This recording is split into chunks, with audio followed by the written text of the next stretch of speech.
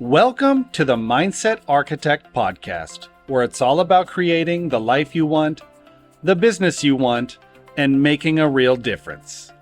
Join us in unlocking the code to true success.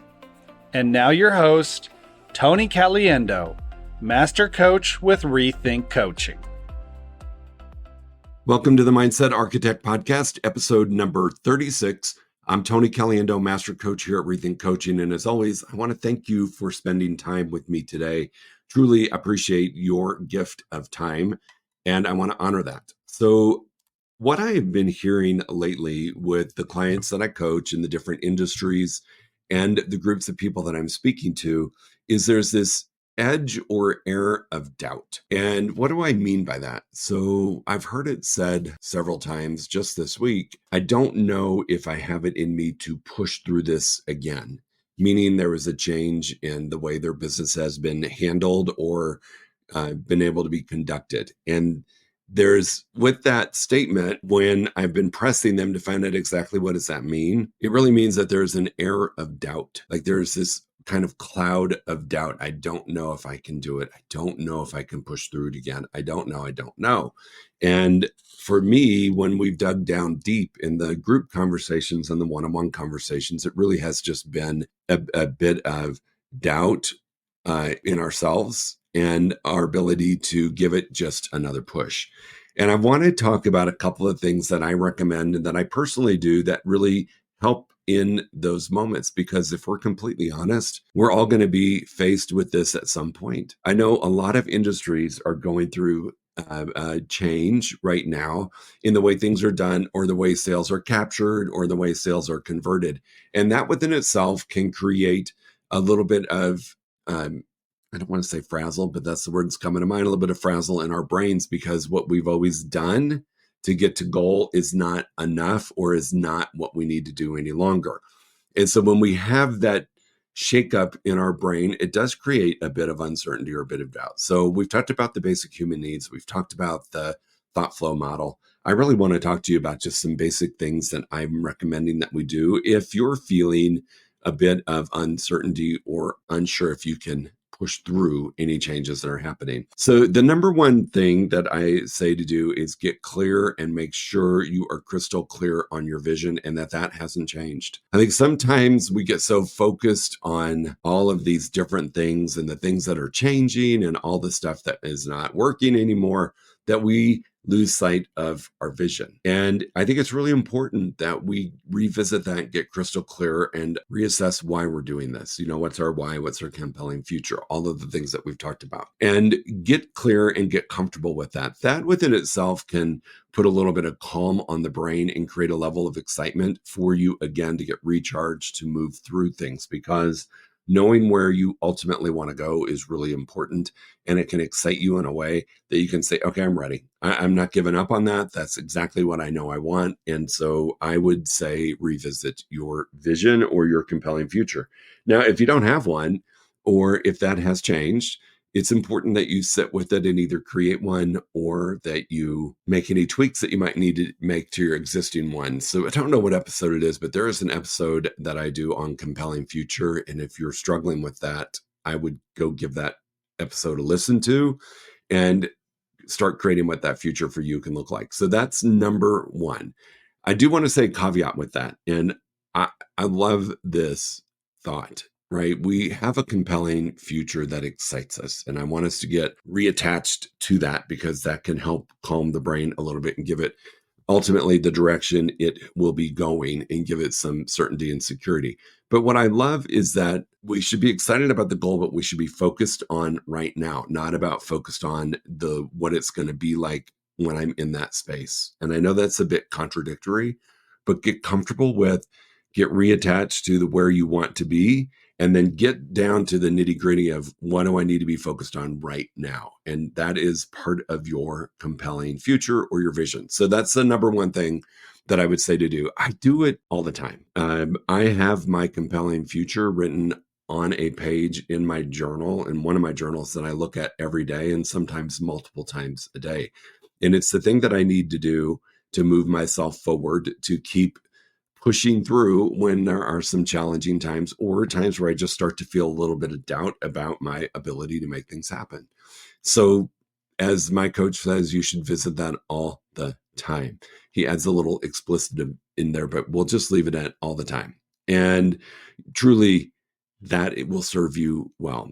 The number two thing that I do, and you're rarely going to hear me say this, is I look backwards in these moments and reflect on really critical, pivotal, defining moments in my career that I have conquered and overcome and pushed through uncertainty, doubt, fear. And I rarely will say, look backward, yet this is really important. And so I will share with you probably one of the, well, I know for sure, because it's what I look at all the time, one of the most defining, pivotal moments of my career ever was when I made a move. This is what started everything for me in terms of thinking bigger and being able to do whatever I chose to do. So this was early on in my corporate career, where I made a decision that I wanted to leave my hometown of Omaha, Nebraska and move to Dallas, Texas. And I was working for Marriott Hotels, which I've shared with all of you. And it was a great run. I was there for about 13 years. And it was, if I was going to work for anybody, that would be the company I would work for again. But that's not the point of this. What I want you to understand is I reflect back on a specific moment when I moved to Dallas, Texas to become a sales manager at a hotel with the most amazing leadership ever. Michelle Endress was my director of sales. And it was this cool partnership. She saw something in me. I trusted her. Yet in my mind, I was having to wrestle with what am I doing? I left a great manager level position in Omaha that I was very successful, had a lot of opportunity to move up. And I chose to do this massive pivot and move to Dallas, Texas, where I knew of one person and launch a career in sales. And when I think back to that, and I think back to I was in my 20s, I was young, my brain wasn't quite as evolved as it may be now. And I think of what I had to go through to make that work. And I really sit with that and think I learned a new position. I learned a new skill set. I didn't know how to do outbound sales. I didn't know how to do in-person, face-to-face sales. I didn't know how to cold call. I didn't know how to network within organizations to find business. I didn't know any of that. I overcame it. And for me, that was one of the moments where I think if I could do that, I'm pretty good. In fact, I'm really good. I'm great at what I choose to do, and I'm talented and skilled enough to move forward. Now, the other thing I do when I'm in that moment is I reflect back on the people that had an impact on me and start to look at that and say, what could I learn from, or what did I learn from those people or that person that has carried forward with my skill set that has allowed me to move forward? And again, I said I had an awesome director of sales, Michelle Endress, at the time, and our regional director, Beth Paul, were two people that made significant impact on me. Yet ultimately, it was up to me to make it happen. And so I love thinking about that time. I give myself a lot of grace as a really young adult doing something really frightening, and it was frightening to me, and making it work. So when I get in a place of doubt, I think back on that situation and I think about how that decision I made led to an amazing career with Marriott and allowed me to promote. And I take that energy and I take that excitement and I really take that affirmation and I bring it to now. And I think, oh my gosh, if I could do that at 20, I think I was 26 or 25, if I could do that at that age and do what I did, and now I've got all of this knowledge, all of this skills, all of these things, I could certainly do that now. So that is one of the best gifts that you can give yourself if you're in a place of struggling with doubt or uncertainty about if you're going to be able to push through some challenging moments. So that is one of my favorite things to do. And then one of the other things that I like to do is, like I said, we focus on our compelling future, we focus on where we're headed, and it's really a special feeling. But I also know that I need in this moment of doubt to celebrate a win. I need my brain to feel the hormones that get released, the energy that gets released when I have a win. And so I have been doing this for a very long time, and it helps tremendously. And it's just something that is part of my ritual is I have a win the day worksheet for myself. What does it look like for me, Tony Caliendo, coach and speaker, to win the day? And I sit with that and I break it into a couple different categories. I break it into personal. So I like to look at what I'm doing for me. I look at what am I doing for business and what am I doing for finance. All right. And those are the three categories that I use on my win the day worksheet that I've created for myself. So I don't have a templated win the day, but I'm going to invite you to think about creating one for yourself because you see, here's what I know. In my personal win the day, it starts with my morning routine. It starts with my meditation. It starts with prayer. It starts with journaling. It starts with making sure that going to the gym or my walk is on my schedule and that it's going to happen. Usually it happens in the morning. There are some times where I have an early call with somebody in a different time zone, then I have to move it. But for the most part, my morning ritual is shakable and I measure it every single day. And then I move into the professional part of it. And I think about I'm running this business or multiple businesses at this point, and what needs to happen for me to win the day today in terms of sales calls, sales follow-ups, customer support, whatever it looks like, my staff, my other coaches, whatever that looks like that I need to accomplish that allows me to move forward. And then I look at finances just to do a check-in to see that the business is healthy and that we're running it efficiently and effectively. Now, why is that so important? I said earlier, it helps you celebrate a win, which feels so good on your brain. The other thing, there's two other things that are really important with the win the day approach. If I win enough days in a row, I'm going to win the week. If I win enough weeks in a row, I'm going to win the month. Enough months in a row, I win the quarter. Enough quarters in a row, I win the year.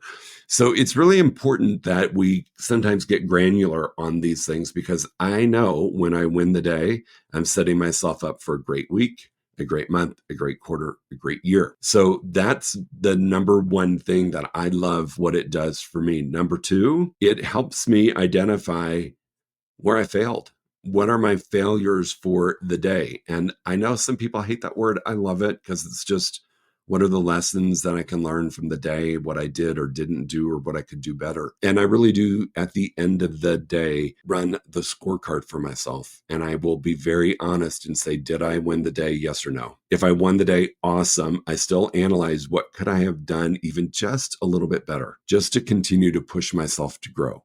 If I did not win the day, what happened? What prevented it from happening? Was it a thought? Was it a time blocking issue? What was it that prevented me from winning the day? Because you see, either way, there's this thing called gradually and then suddenly. If I'm not paying attention to my daily, gradually a month is going to go by and I'm either behind goal or right at goal. Gradually and then suddenly happens both for the good and the not so great.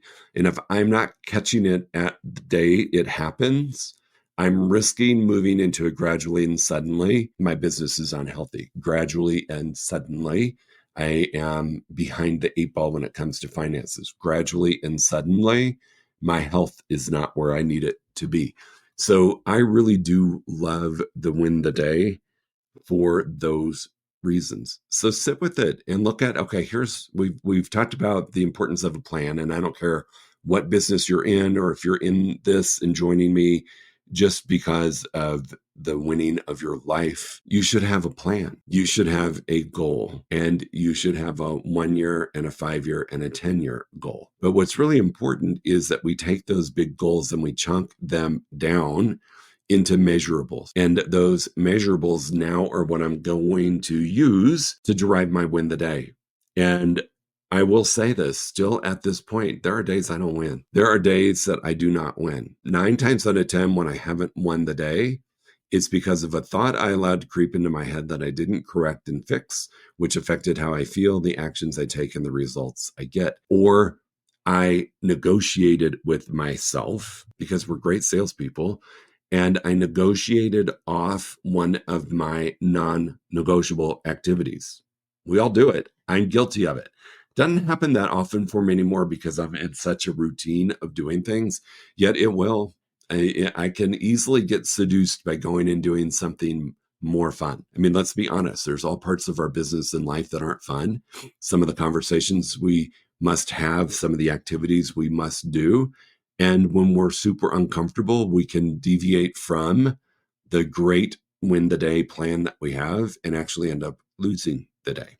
So there are moments where I love when I stub my toe because there's a lesson and a learning in it. So spend some time with this. If you're finding yourself, whether it's because of external circumstances or something going on internally with you, if you're finding yourself in a place of doubt and a little bit of uncertainty, if you've got it in you or there's enough gas in the tank to push through this, or should I be reevaluating what I'm doing for a living because this isn't working anymore? This would be a great exercise for you to do. Get clear with your vision, crystal clear. Not just like, oh yeah, I kind of know what it is. Read it. Have it written down. Have it somewhere. I do it every day because it's on a page in my journal that is earmarked that I read my compelling future, my vision every single day. And if I'm having a crap day, I'll go read it a couple times throughout the day. So that's number one. Number two, think back on defining moments in your career where you accomplished something so big that it recharges you and really rebuilds your faith and your belief in yourself that you can do anything. I default back to that defining moment where I chose to leave Omaha, move to Dallas, met an incredible person by the name of Michelle who believed and took a chance on me. And then I stepped in and did what needed to be done. That's my moment where I think back to and I think, my God, if I could do that, I can do anything. And it will recharge me and refocus me on what I need to be doing. So both look at what you did and look at the people that were involved with it and make sure that those lessons are carried forward with you because pretty much everything we do is a transferable skill. What I learned to do in sales at Marriott is serving me well in sales of homes, serving me well in sales of coaching, and serving me well in sales of public speaking. So pay attention to those things. Then lastly, play the game of win the day. It's really powerful. And if you find yourself avoiding it, it's probably because on an unconscious level, you know you didn't win the day. This is where some really great gems are hidden for you to learn from what you did or didn't do that day that you can fix in the moment and change for the very next day so that we don't build gradually and suddenly to a place of being stalled out or moving backwards in your business. I cannot stress how important that one exercise can be for you to do. So take a moment and create a form. Again, I've got the three categories: personal, business, and finance. Personal includes health, mental well-being. It includes things that I need to do for me as a human being, my relationships, all of that. Business is business. And then finance, I keep separate, even though finance and business are tied together, just because it's important for me to know if my business is financially moving in the right direction and that we're doing the right stuff. So those are the three-ish things that I would recommend that you do and do at a really high level and commit to doing it. I promise you, it'll make a difference. I love win the day, and I also love the reflection. So do what you need to do to get out of that space. If you feel yourself sliding into it, here's 3 quick things that you can do to pull yourself out of it, reframe, re-energize, reestablish your greatness, and reaffirm that you are a badass and can do what it is you choose to do. We just sometimes need a kick in the butt and a little reminder to make it happen. All right, team, go enjoy your week. As always, if you need me, you know how to find me. Instagram, Tony M. like Martin Caliendo is my Instagram handle. Probably the best way to get to me is to direct message me there. You can email me directly, tony@rethinkcoaching.com. I will tell you, with all kinds of spam out there, sometimes your email may not make it to me. So Instagram is usually the most reliable way to reach me. If you're struggling and you want some help, or you want to talk about winning the day or what that looks like, please feel free to reach out. We're always here to support you. Go crush it, make it a great week, and we'll see you in a week. Take care. If you enjoyed listening to this podcast, you must come check out the Mindset Architect Group Coaching Program. It's our monthly program where we explore the power of your mindset, help you identify what you truly want in business and life, and then help you reach those goals. Come check us out at rethinkcoaching.com/group-program. That's rethinkcoaching.com/group-program. We'll see you there.